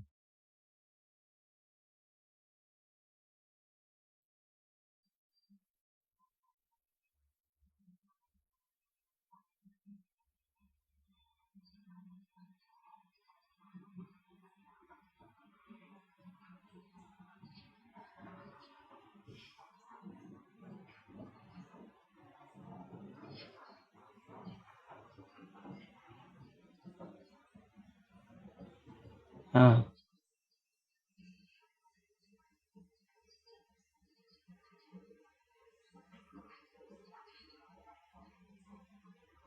भक्ति में, यस, भक्ति में, है ना।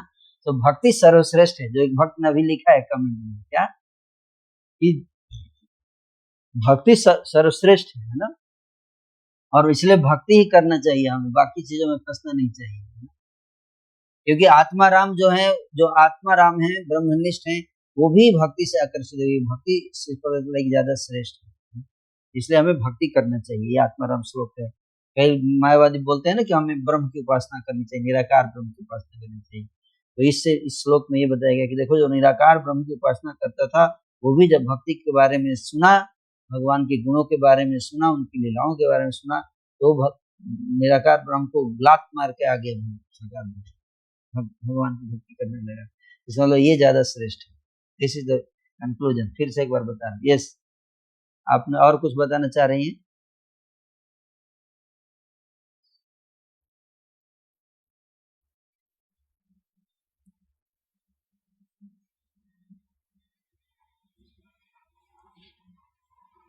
हाँ, करेक्ट, वेरी गुड। तो माता जी ने अच्छे से देखिए, है ना, इन्होंने अच्छा व्याख्या किया, वेरी गुड। एसेंस शॉर्ट में इन्होंने बताया है ना। तो अच्छा है, आप हम लोग का रिवीजन भी हो गया। ओके, तो वील स्टॉप हियर। मुझे पता है बाकी भक्त भी समझ गए होंगे, बहुत लोगों ने हाथ उठाया है ना। तो थैंक यू सो मच आप सबको, आपने बड़े पेशेंस से सुना। चाहे समझ में आया या नहीं आया, कम से कम सुना तो। श्रद्धा से आप बैठे रहे 1.5 घंटे, तो उसका पूरा लाभ मिलेगा। नहीं समझ में आया तो भी लाभ मिलेगा, ठीक है, 100%। हरे कृष्ण।